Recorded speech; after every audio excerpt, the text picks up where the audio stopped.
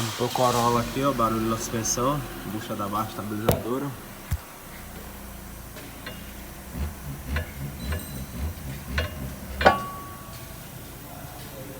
O folga.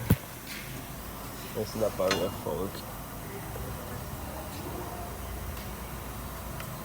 Ó a folga.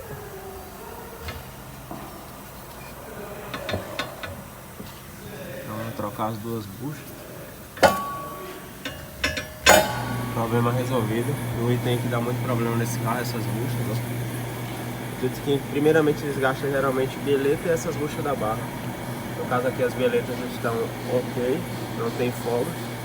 O problema é só na bucha da barra aqui mesmo, só trocar e problema resolvido.